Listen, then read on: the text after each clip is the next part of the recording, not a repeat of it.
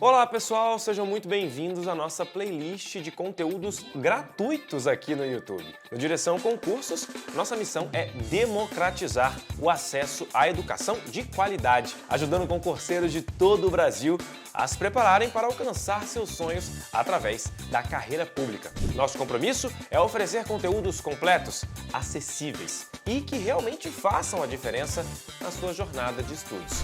Nessa playlist, você encontrará uma seleção de vídeos essenciais para a sua preparação. Vamos abordar conteúdos fundamentais, com explicações didáticas, práticas, diretas, sempre com foco em otimizar seus estudos para o concurso que você deseja. Esse conteúdo foi preparado para garantir que você tenha as ferramentas necessárias para seguir firme rumo à sua aprovação. Estamos aqui para ajudar você em cada etapa desse caminho. Boa sorte e bons estudos! Pois bem, depois que já estudamos as escolhas referentes à forma e ao sistema de governo, se apresenta para nós uma terceira e igualmente importante, referente à forma de Estado. O que a forma de Estado significa?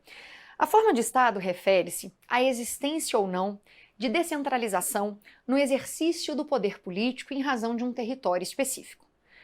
Em outras palavras, definir qual é a forma de Estado basicamente é estipular se nós teremos ou não descentralização no exercício do poder político em um território.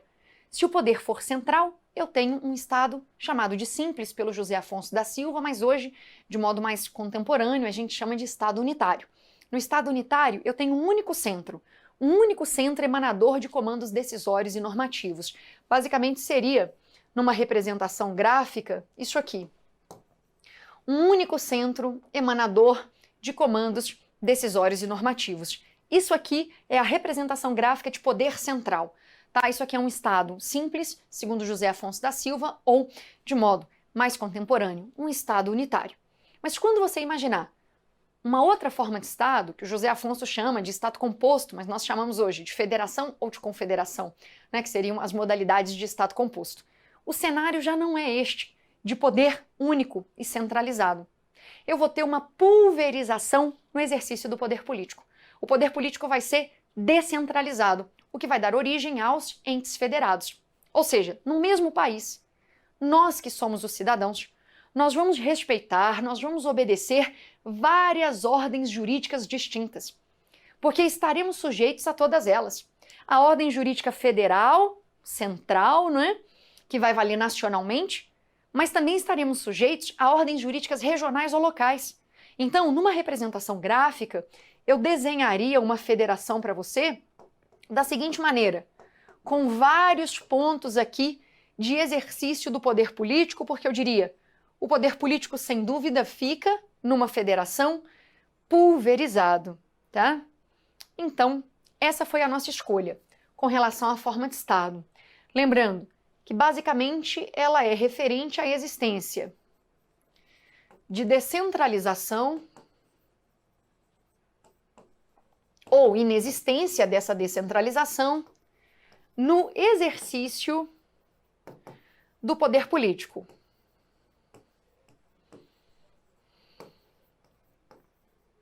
É interessante que eu não digo descentralização política, porque o poder político, entenda isso, ele é uno. O poder político é uno no Estado, ele é uno. O que eu descentralizo é o exercício desse poder. Se eu vou centralizar esse exercício, o poder é central, o Estado é caracterizado como unitário. Mas se eu vou promover uma descentralização, eu vou ter vários pontos específicos de poder. Vários entes com capacidade para poder editar normas, para poder expedir comandos decisórios. Isso vai ser um Estado composto, tá? Então, já trazendo aqui para você a estruturação que temos, veja só, a gente começa falando então do Estado unitário. É claro que não é o cenário ideal, mas muitos chamam esse Estado unitário de Estado simples. É uma doutrina mais tradicional, não é? Enfim, eu prefiro o Estado unitário há muitos anos, mas alguns chamam de Estado simples.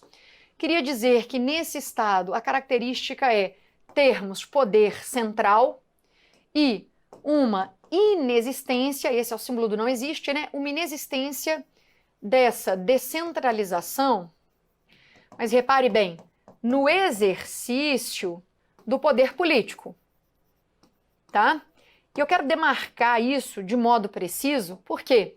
Porque eu já vou complementar minha anotação lhe lembrando que num Estado unitário eu posso até não ter essa descentralização no exercício do poder político, mas eu terei um tipo de descentralização, até para alcançar a chamada governabilidade.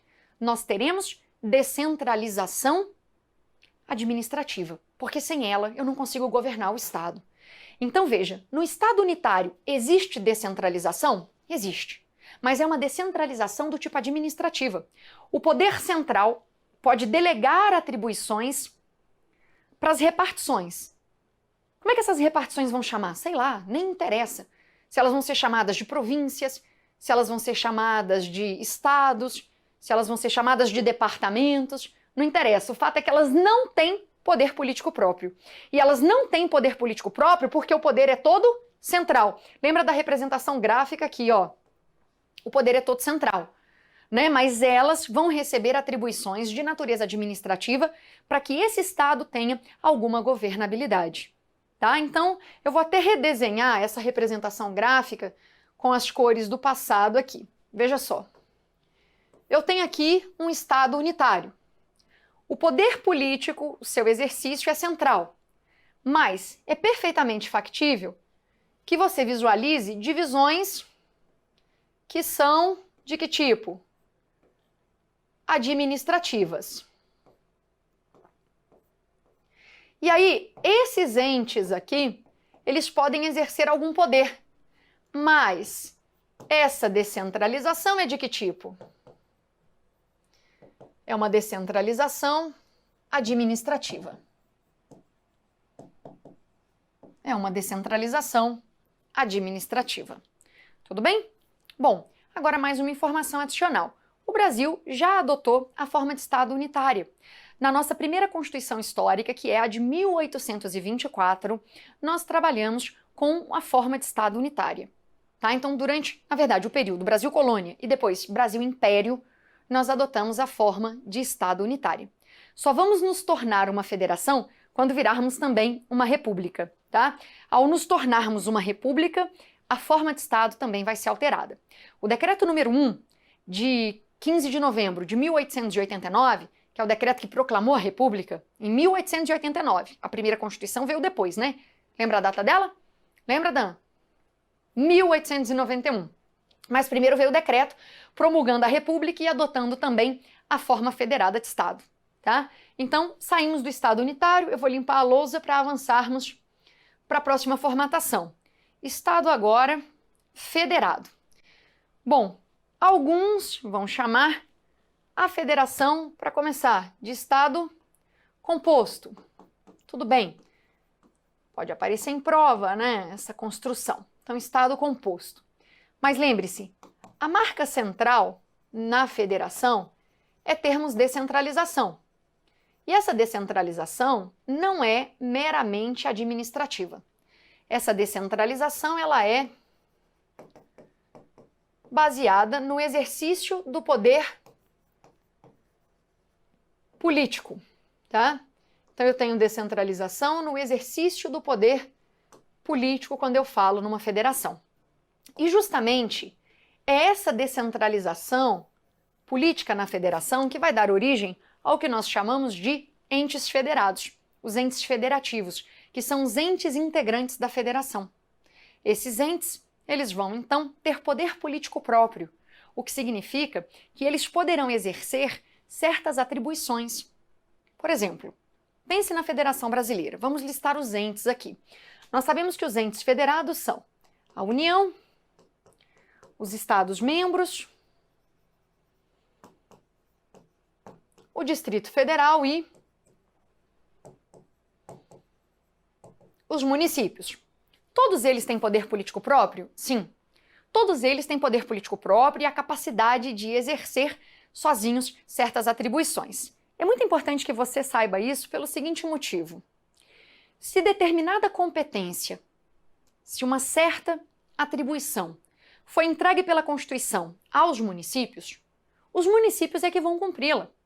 E se a União ou o Estado-membro quiser tomar para si essa atribuição, quiser se arvorar nessa condição, eles estão errados, porque o comportamento deles será considerado inconstitucional. Então imagine, a Constituição Federal disse que os municípios, no nosso caso brasileiro, viu? Que os municípios é que vão legislar sobre o horário de funcionamento dos estabelecimentos comerciais. Então, o município é que legisla sobre o tema horário de funcionamento de estabelecimento comercial, porque esse é um assunto considerado de natureza local. Então, o Supremo editou uma súmula vinculante firmando isso. Imagine que o Estado-membro resolva legislar ele mesmo sobre esse assunto. Horário de funcionamento de estabelecimento comercial. Ah, porque o Estado é maior, então ele manda no município. Bobagem. Não existe hierarquia entre os entes. Todos os entes federados são possuidores do mesmo status. Todos subordinados à Constituição. Não existe hierarquia entre eles.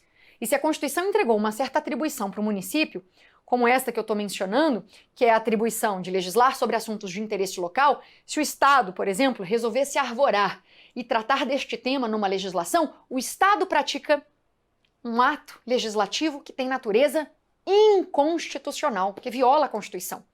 Então isso é ter poder político próprio, é poder legislar, expedir comandos sozinho, não é? Porque a Constituição deu a essa entidade esse poder, porque ela é uma entidade federada. Esses daqui são os entes da federação. No caso brasileiro, nós temos como entes da federação estados, o Distrito Federal é ente federado, o município também é, mas o nome varia muito, sabe? Quando você estuda as federações muito afora. Então, no Canadá, que é federação, tem província, na Suíça, que é federação, tem cantão, na Alemanha tem os Landers, né? Enfim, não importa o nome. A questão é que essa divisão aqui, e eu vou fazer isso graficamente, essa divisão tem poder político próprio. Não existe só poder central. Existem os poderes locais, regionais, e isso aqui é poder político que eles vão exercer propriamente, tá? Aí vamos lá. Eu listo para você agora, não só no próximo slide, um conceito de federação, não é? Mas em especial o que eu quero mostrar é a junção dessas características aqui. Quando a gente fala de federação, sem dúvida, duas são as nossas características centrais. A primeira é a descentralização no exercício do poder político que deu origem aos entes federados, que deu origem a essa divisão. E a segunda, que está no artigo 1º e que é essencial, é justamente a indissolubilidade do vínculo federativo. A impossibilidade de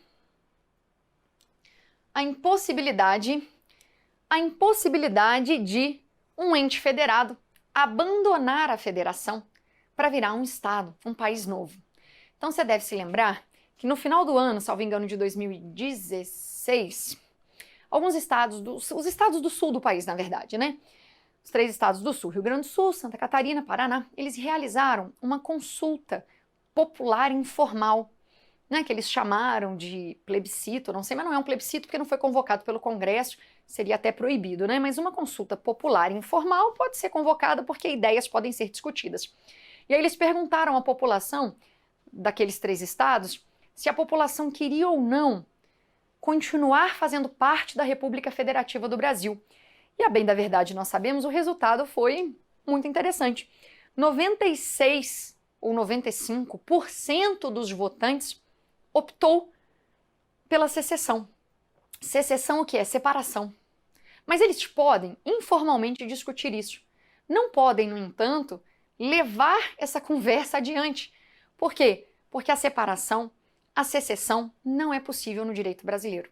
Ela não está autorizada na nossa Constituição, tá? Por conta da indissolubilidade do vínculo, que é algo que está lá no artigo 1º.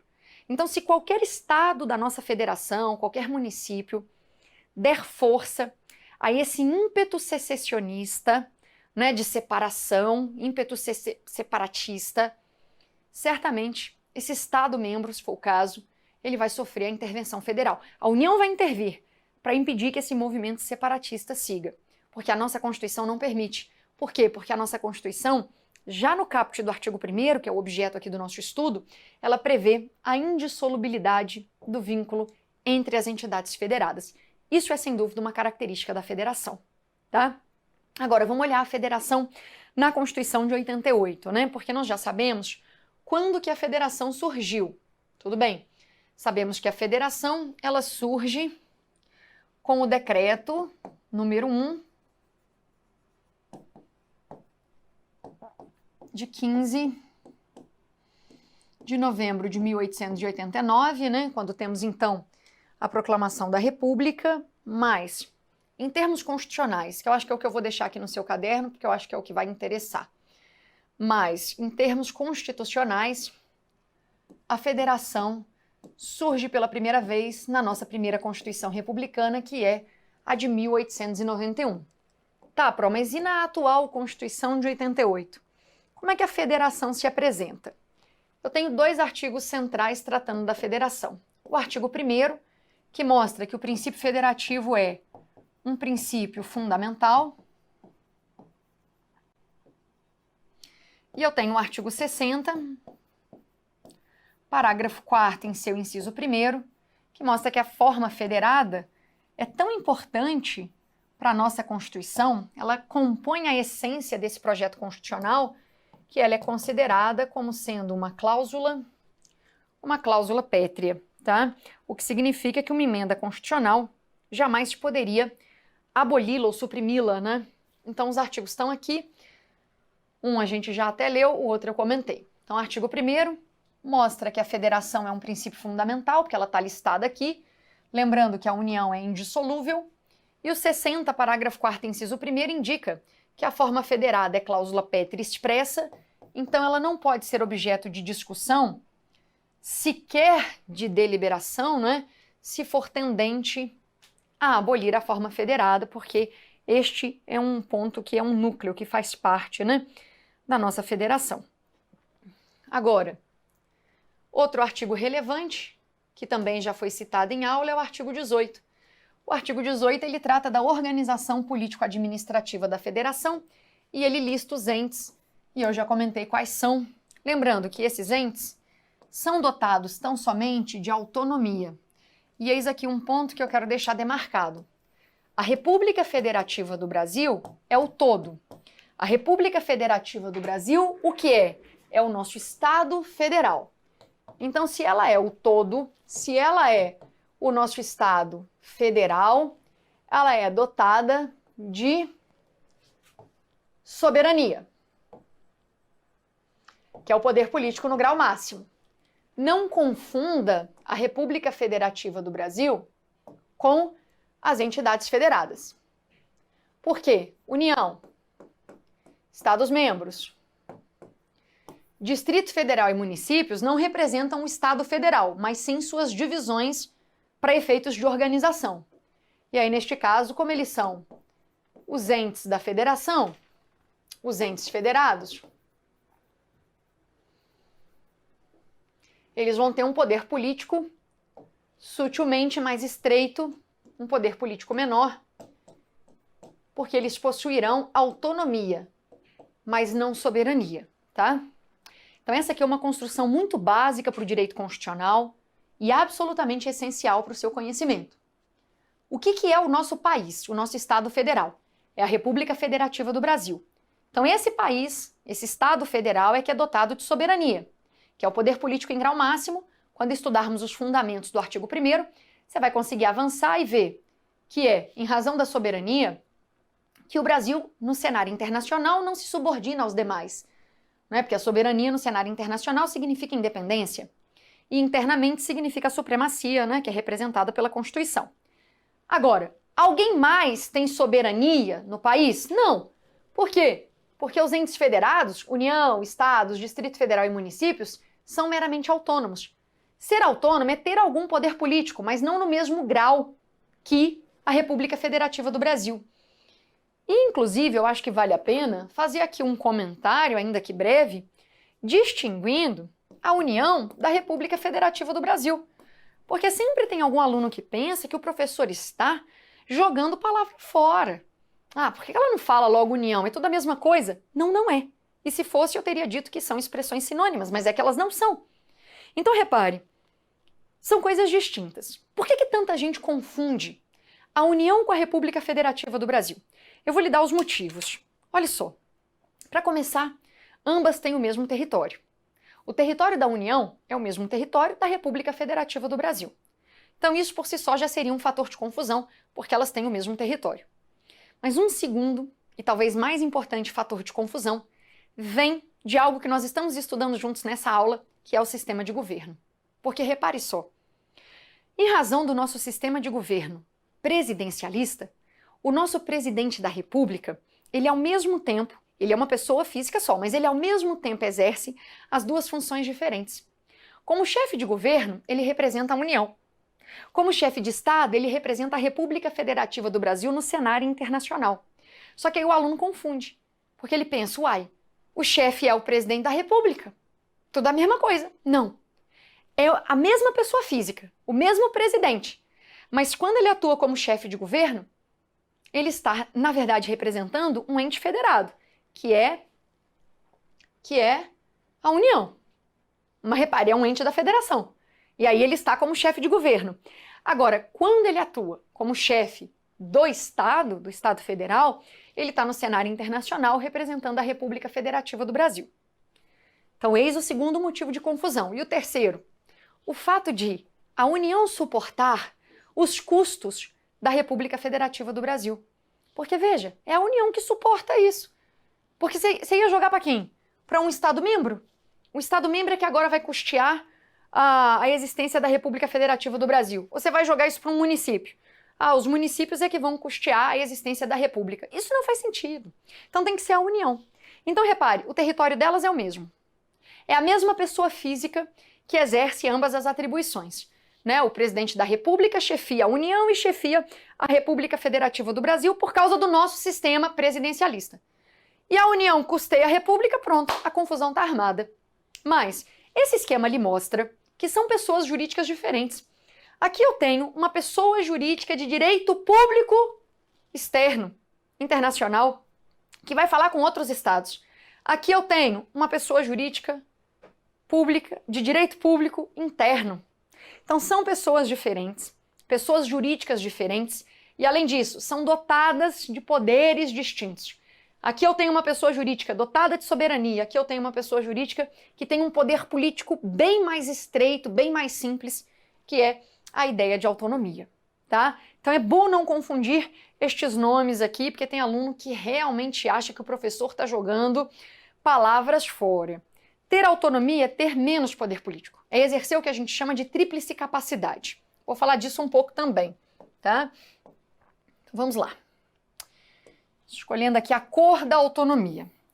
Autonomia é um poder político menor que soberania e significa exercer o que a gente chama de tríplice capacidade. Aí você vai entender o que a União, os estados, o DF e os municípios fazem. Porque eles não são soberanos, mas eles têm poder político, porque eles são autônomos. Mas sim, o que é essa famosa autonomia, né? Eis aí uma questão para a gente debater. Venha cá. Exercer a tríplice capacidade significa ter autogoverno, auto-organização e auto-administração. O que essas expressões me dizem? Ter autogoverno significa escolher e eleger seus próprios representantes. Então pense aqui comigo. Estados elegem seus próprios representantes ou é o presidente que depois de eleito vai lá e nomeia os governadores? Ou então, municípios elegem seus próprios representantes ou é o governador que depois de eleito vai lá e nomeia os prefeitos municipais, prefeitos biônicos, né, como já tivemos essas figuras no passado? Não, municípios elegem seus próprios representantes, seus prefeitos, né, seus vereadores, essa coisa toda. Estado também. Então, essa turma toda aqui tem autogoverno, escolhe e elege os seus próprios representantes. Isso é autogoverno. Ter auto-organização significa editar seu próprio documento normativo maior. Qual é a lei mais importante do município? A lei orgânica, que o próprio município elabora. Qual é o documento mais importante do Estado? A Constituição Estadual, que é o próprio Estado que elabora. Não é a União que faz as constituições estaduais e depois manda entregar em cada Estado. Toma, essa é a sua. Agora eu fiz a Constituição do Estado X, tome, agora essa, agora essa. Não, é o próprio Estado que elabora seu próprio documento constitucional estadual. E o DF? O DF tem lei orgânica. Mesmo nome que do município, mas é uma lei orgânica que tem status de Constituição estadual. É como se fosse uma Constituição distrital, mas ela recebeu o nome da Constituição de lei orgânica do DF. Então, apesar de se chamar lei orgânica, como é o nome do documento em âmbito municipal, ela tem o mesmo status que a Constituição estadual, tá? E depois, além do autogoverno e da auto-organização, a tríplice capacidade, porque são 3 pontos, né? A tríplice capacidade indica a chamada autoadministração, que é a capacidade de realizar essas atribuições, prestar serviços públicos próprios, né? Porque cada ente federado vai ter competências de natureza tributária, de natureza não tributária, material, administrativa e legislativa, e o próprio ente federal vai cumprir essas tarefas que a Constituição entregou. Então isso vai ser a sua autoadministração. Agora você vê, é bem menos ter autonomia do que ter soberania. Soberania é poder político em grau máximo, mas isso só quem tem é o nosso Estado, e o nosso Estado é um Estado federal, tá bem? Então eu encerro essas escolhas estruturais, lhe lembrando que estamos tratando dos princípios fundamentais, que bem no início da aula você viu que Canottilho chama de princípios político-constitucionais, porque são as escolhas políticas mais centrais que o Estado deve fazer. E justamente eles são assim chamados de princípios político-constitucionais para que possamos distingui-los dos princípios jurídicos constitucionais, que são os outros princípios que estão esparsos no texto constitucional, que são meras derivações destes, que são os principais.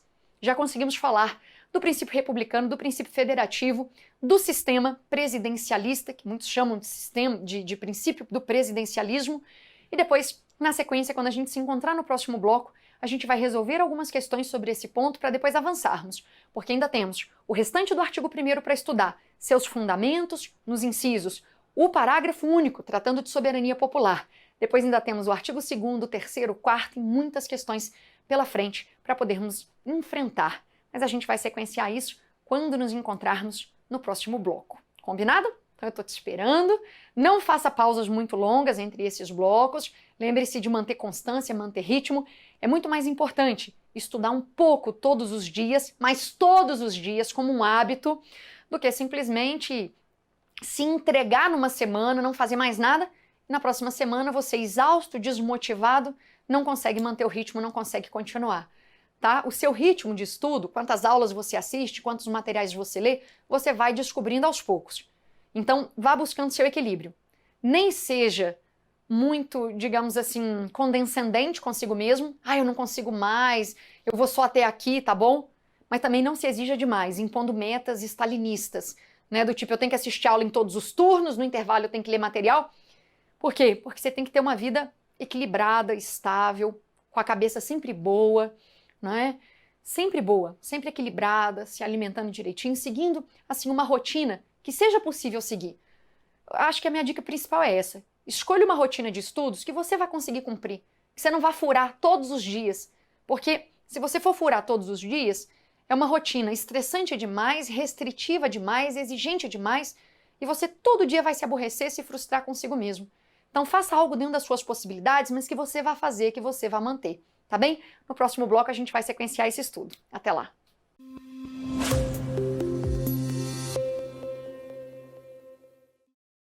Parabéns, concurseiro, por chegar até aqui. Essa jornada que começamos juntos foi só o início da sua preparação. Ao longo dessa playlist, você terá acesso a conteúdos gratuitos e de altíssima qualidade, com o compromisso de te ajudar a dar os primeiros passos rumo à aprovação no seu concurso. Se você deseja se aprofundar ainda mais nos seus estudos e levar sua preparação para o próximo nível, temos cursos completos que cobrem mais de 300 concursos públicos, todos eles organizados com os melhores professores do mercado. Na nossa plataforma do aluno, você terá acesso a materiais exclusivos, aulas aprofundadas, questões comentadas, revisões, resumos e todo o suporte de uma equipe de professores altamente capacitada. Estamos prontos para te guiar até a sua aprovação. Clica no link da descrição para conhecer todos os benefícios e recursos do nosso curso completo e continue essa jornada rumo à aprovação com direção. Vamos seguir firmes até você conquistar